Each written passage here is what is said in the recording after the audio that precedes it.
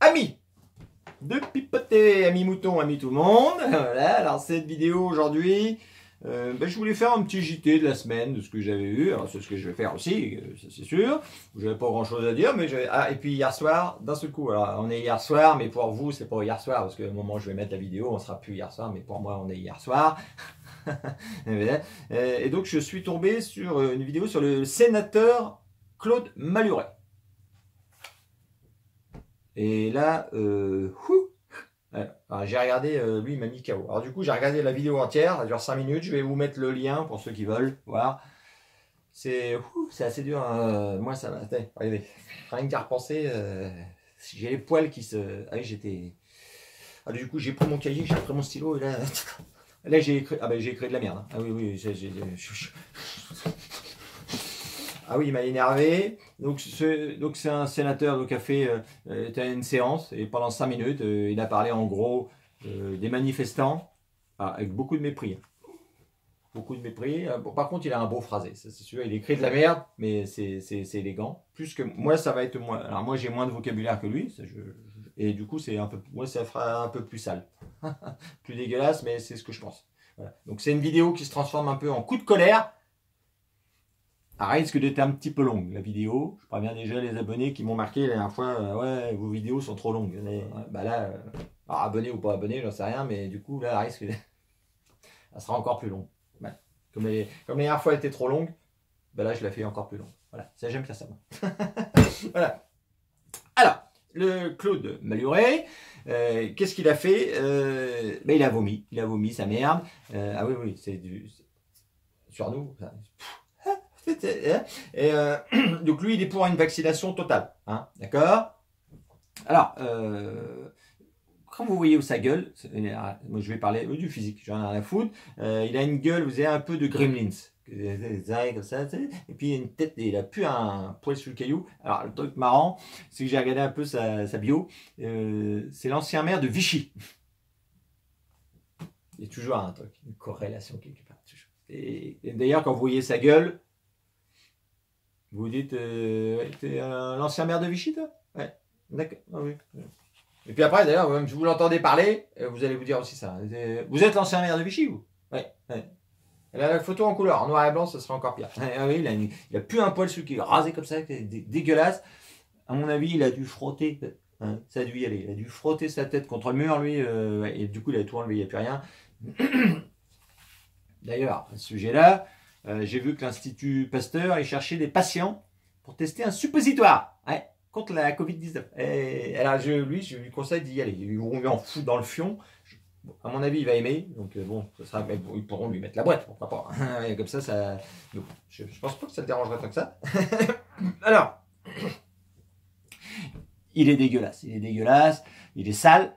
C'est sûr, mais je peux me dire au niveau de sa saleté, c'est par exemple, vous pouvez prendre un porc, mettons, vous mettez votre main dans le cul, dans le fion d'un porc, alors pas lui, non, un porc, vous la ressortez, elle est plus propre que lui. Donc vous voyez à peu près le niveau de saleté de ce type. Ouais, et moi c'est comme ça que je le ressens. Ouais, il m'a énervé. Alors, donc ce vieux sénile sénateur, donc c'est nous qui le payons, hein. Enfin vous, avec vos impôts. Lui, il vient là pour écrire sa merde et puis touche ses boules. Qu'est-ce qu'il a dit? Donc, il a parlé de plein de choses. Hein.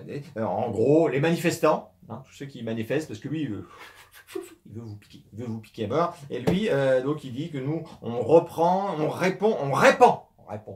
Excusez-moi, parce que mes lunettes sont mal réglées. On répand nos bobards sur les réseaux antisociaux. Donc ça, c'est pas mal. Il est un beau phrasé quand même. Il est bon pour ça. Hein, on est des agités du bocal. Ouais. C'est nous.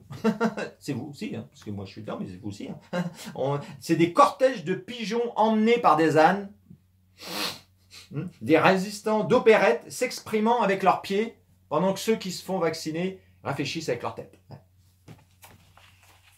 On est des demeurés complets pour lui. Hein. Alors évidemment c'est bien écrit, mais...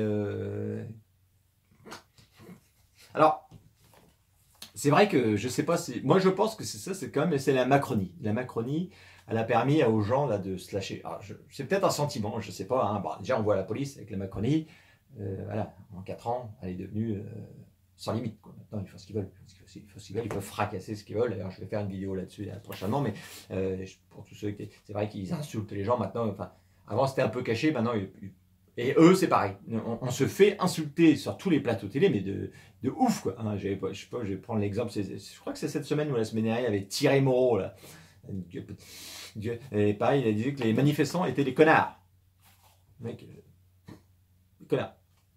Alors, il te le dit sur un plateau télé, il te le dirait pas en face. Hein. Non. Si tu le dis en face, viens me voir, bonjour, et je suis un connard. Bah lui, tu lui fous une taloche, tu lui retournes la tête, hein, évidemment. Et ça, c'est sûr. Il y avait même Étienne Liebig, vous savez, aux grandes gueules sales, là, sur RMC, et, gros dégueulasse, là. Et pareil, il a croisé une manifestation, justement, pour la liberté. Et là, il s'est engueulé avec une fille, tout ça, il a traité de conne, tout ça, de con, des connards. Enfin, et là, il voulait carrément après se battre avec un mec. Veux-tu te battre? Tu veux te battre? J'ai dit. Tu veux te battre?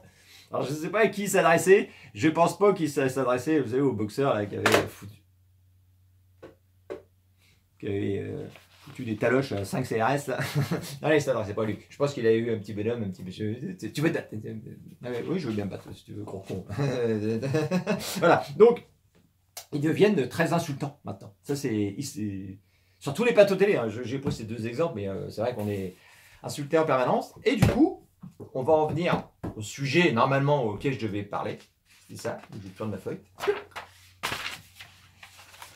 Du coup, je vois sur TPMP cette semaine, parce que le Maluré, là, ça, je le lâche. Cette semaine, c'était chez Hanouna. Mais c'est vrai, comme je sais qu'il y a Olive Olive, j'aime bien voir un peu. Bon, il fera mieux de pas y aller, Olive Olive, parce que. Bon. Et le thème, c'était. Voilà, c'est tout à fait ça, on est en plein dedans quand même. Hein. C'est pourquoi les soignants en ce moment, beaucoup de gens se font menacer. Ouais, ils ne comprennent pas.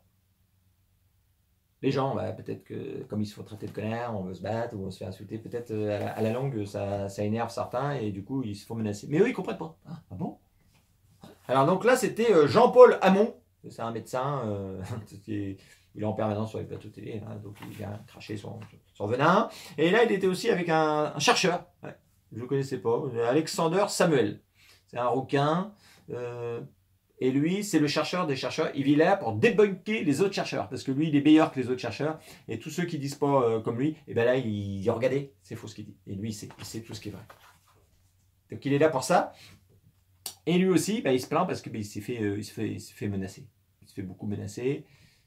Et il a donné un exemple, il a fait voir la vidéo. Et c'est vrai que là, il s'est fait menacer. Par exemple, il se promenait dans une manifestation. Ouais, je ne sais pas ce qu'il branlait là, pour la liberté. Et à un moment, à la fin de la manifestation, tout le monde avait accroché leur petite pancarte. Et lui a décidé de décrocher une pancarte qui ne lui plaisait pas. Ouais, ouais. Elle lui plaisait pas et donc il l'a décroché. Et là, à ce moment-là, il y a quelqu'un qui l'a vu et évidemment, il ne courait pas, ils ont voulu Et lui, ben, il ne comprend pas. Il décroche des pancartes et il ne comprend pas après que certains ben, disent, ah non, c'est moi qui l'ai mis, tiens, viens là, je te... et il ne comprend pas. Et c'est pareil, Jean-Paul Hamon, là, il y avait Devisio qui était là quand même, Fabrice Devisio, qui est assez marrant. Et le Jean-Paul Hamon, il avait fait une déclaration un jour, ça, je ne me rappelais plus. Enfin, je m'en rappelais, mais Et il lui dit à un moment, vous vous rappelez qu'un jour, vous avez dit qu'il fallait cogner les antivax et sortir la boîte à claques. Je ne pense pas que c'est lui-même qui sortirait la boîte à claques, parce que quand vous voyez la gueule du Lascar, viens là, viens essayer de me cogner si tu veux. Et donc le mec, il dit des choses comme ça, et après, il est surpris qu'il y a des gens qui reçoivent des menaces.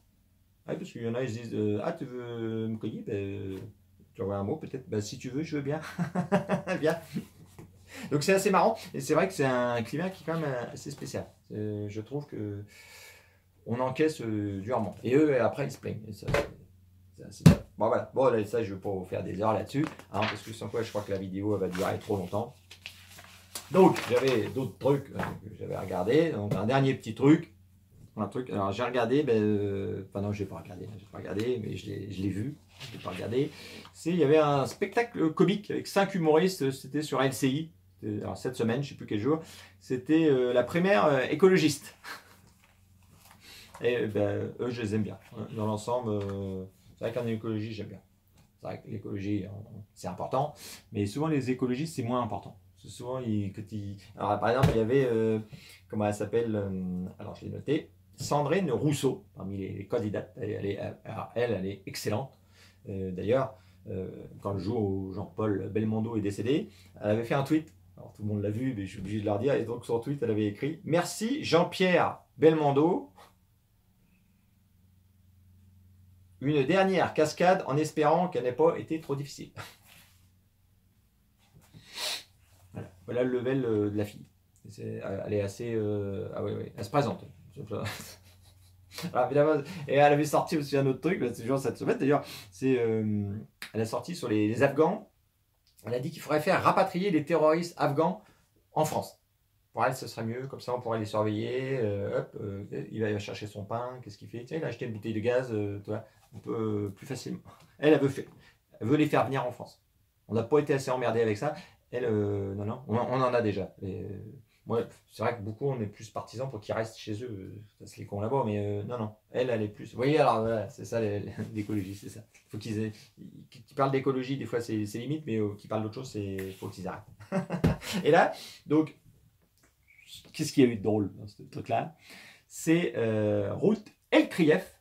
Ouais, elle est bonne, elle. Et là, elle nous a fait une bourdin, on appelle ça dans le milieu.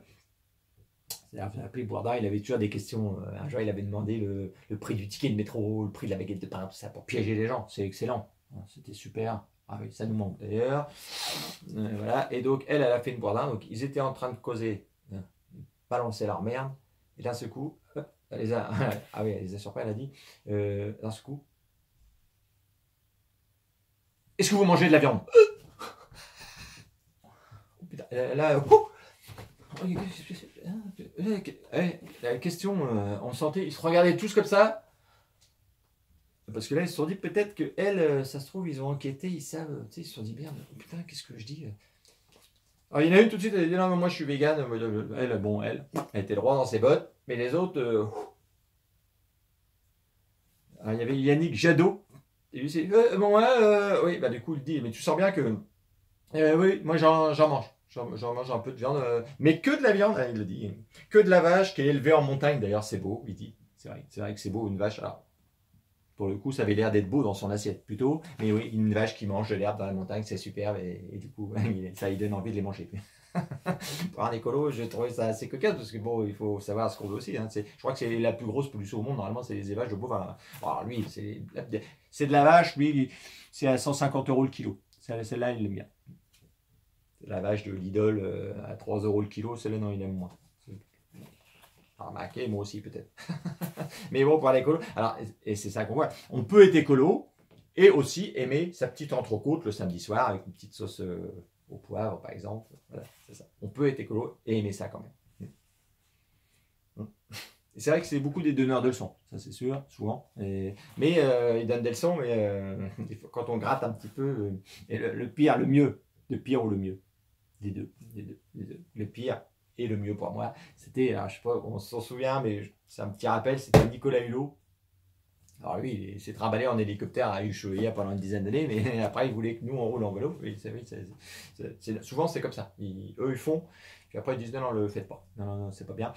Et donc, quand il a été ministre, j'ai noté, de la transition écologique, il a fallu qu'il fasse sa déclaration de patrimoine. Ouais. Je ne sais pas s'il savait ça. Et là, donc, il est obligé. Et là, elle avait déclaré, alors je pense que vous vous souvenez, c'est 9 véhicules. Là, il a quand même de la maille. 9 véhicules. Alors, il y avait un bateau, une moto, un scooter. Alors, apparemment, un scooter électrique. Oh, il est écologique, le petit gars. Une petite BMW aussi. Une belle écologique aussi, puisqu'elle est électrique. Et ça, elle s'en vend. Mais par contre, à côté de ça, il y avait quand même d'autres choses. Il y avait un beau 4x4. Un beau 4x4, non, c'est un Range Rover un peu vieux. Et là, ça. Mais c'est pour sa maison en Corse. Là, c'est vrai qu'en Corse, c'est quand même mieux en 4x4.